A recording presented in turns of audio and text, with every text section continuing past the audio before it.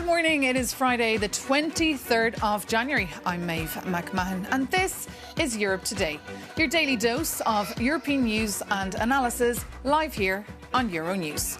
Coming up today, EU leaders gathered in Brussels last night for a 5-hour dinner and tense talks about, among other things, tricky transatlantic ties. Despite the tasty food, the mood seemed to be grim as they discussed Greenland, Ukraine, Mercosur and the Trump peace board. For more on whether this summit was worth the trip to Brussels, we can bring in Shona Murray, who was there till the very early hours of the morning in the summit and is back on the red carpet for us this morning. Shona, what was the mood last night at this summit, and was Donald Trump the elephant in that room?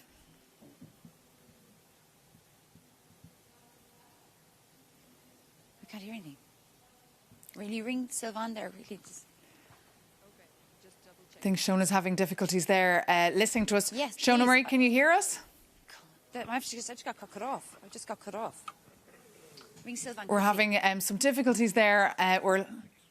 We're having a couple of difficulties, but not to worry because, of course, the EU leaders debated deep into the night on all the challenges facing the Union. And in fact, coming up to find out exactly what was discussed in the room, we'll be joined by one of them, the Greek Prime Minister Kyriakos Mitsotakis, in power since 2019. He's also the president of the centre-right New Democracy Party since January 2016.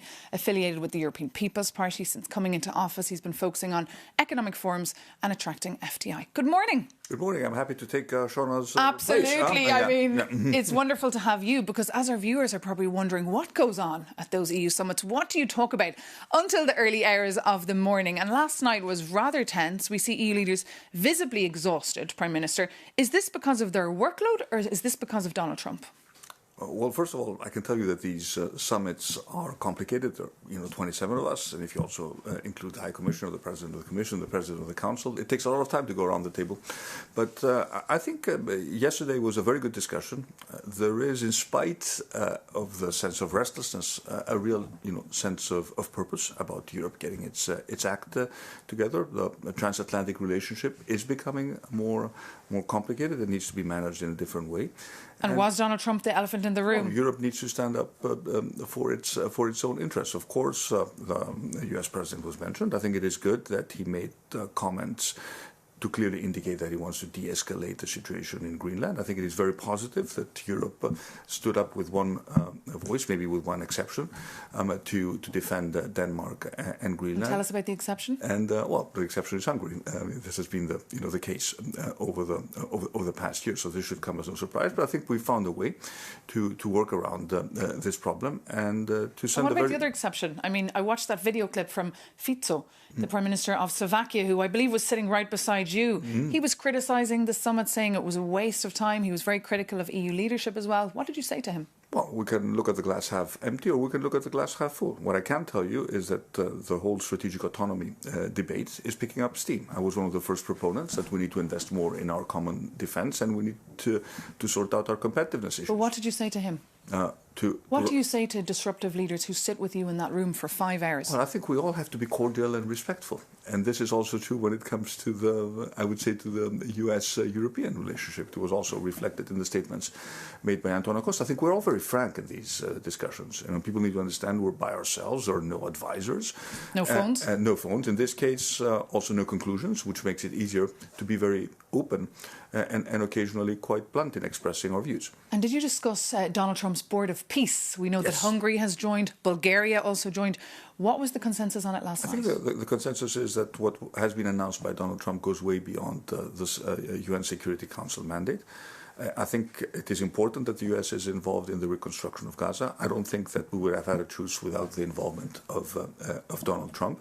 But I think we also need to recognize that moving forward, what has been established is something in which most European countries cannot join. However, we would like to be part of an arrangement to address the Gaza issue. So if there's a way where we can work with the US, but only for Gaza and only for a limited amount of time, Greece certainly would be very, very happy to take a lead in finding a consensus to do that. But you don't want to join up? I don't think we can join what has been currently presented. But we need to work towards ensuring that there is a European presence when it comes to the future of Gaza. What about Mercosur? Of course, the Greek farmers are thrilled this week because of that vote in the European Parliament to send it to the Court of Justice.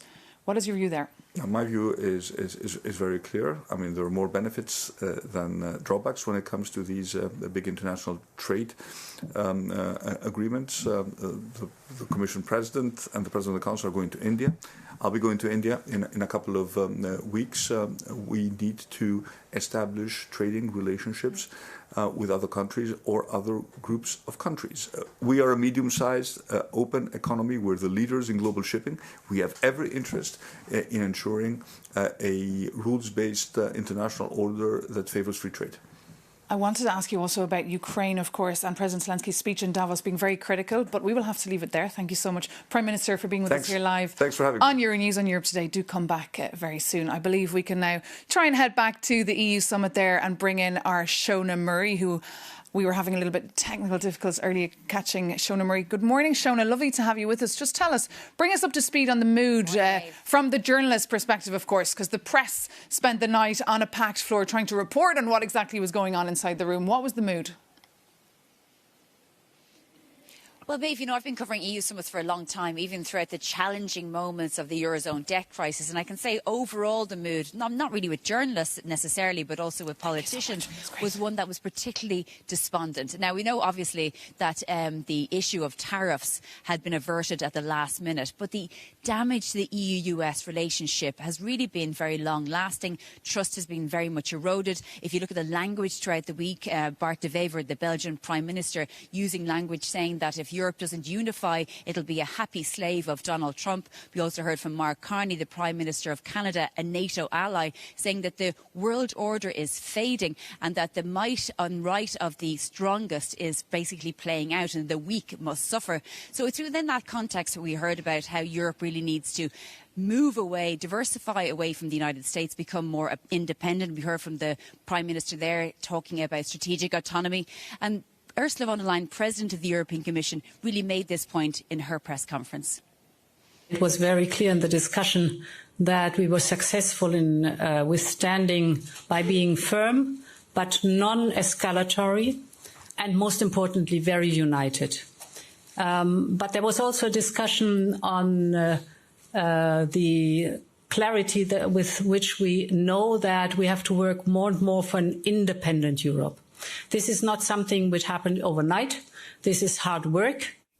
Commission President there, Ursula von der Leyen. And Shona, just what else did leaders there discuss and decide?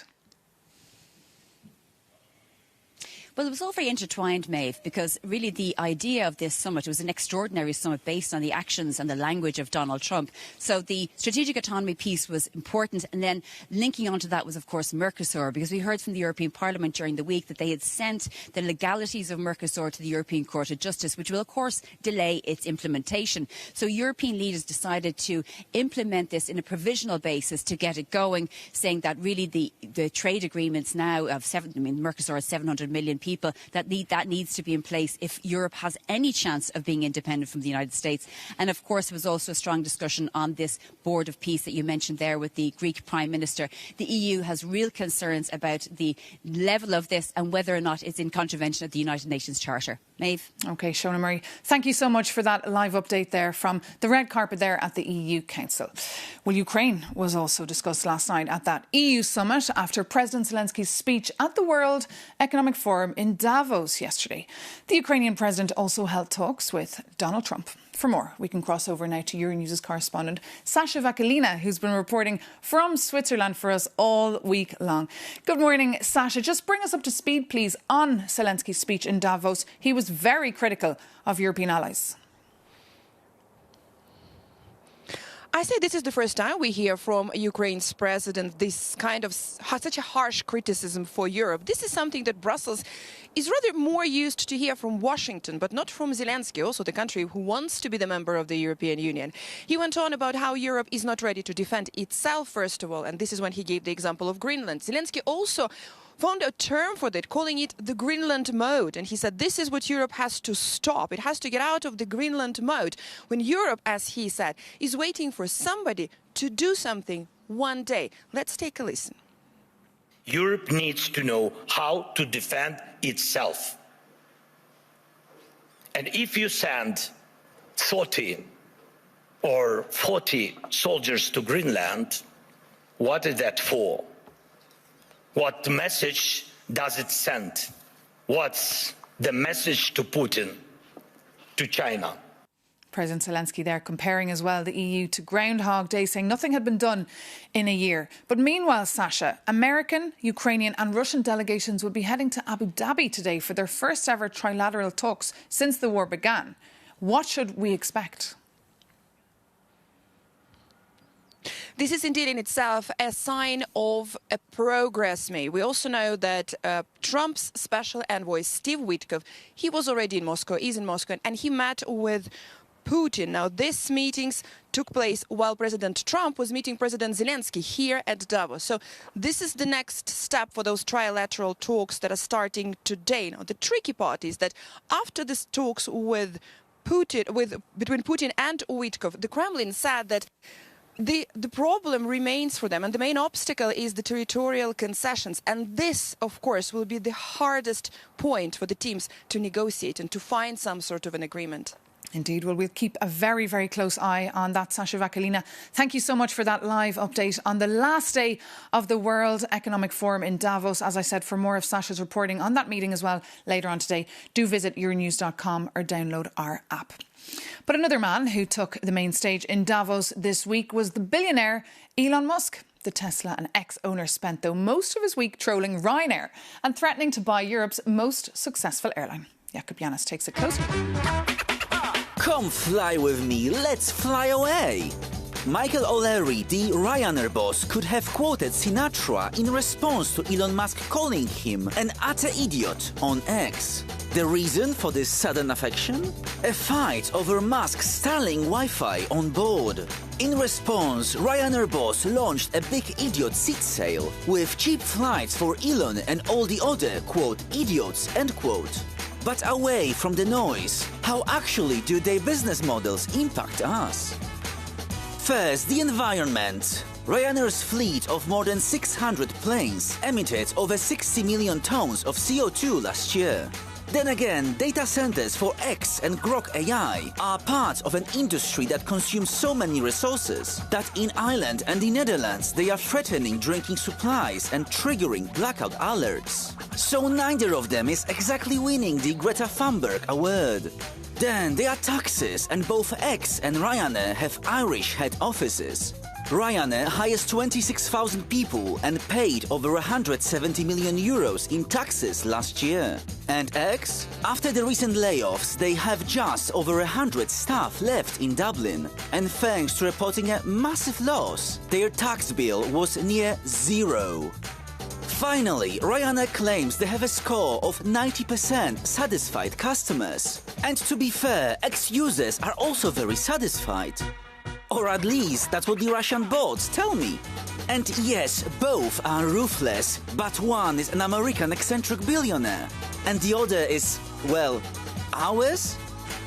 And honestly, I just can't imagine flying to Mars for $16.99. So for that one, I'm voting with my legs.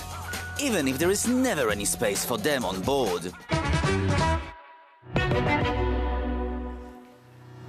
Jakub Janis there with a dose of humour to help you digest what has been a very intense news cycle. But we've covered it all for you on Euronews.com. So for more analysis and context on that EU summit that took place here in Brussels last night, or of course on the World Economic Forum that closes today in Davos, do visit Euronews.com or download, of course, our app. Thank you so much, though, for tuning in to Europe Today and to our Prime Minister interview with the Greek Prime Minister. For more as well, you can check out our social media. We've lots of clips as well that we share with you there. But for now, thank you so much for watching. Stay with us here, though, on Euronews.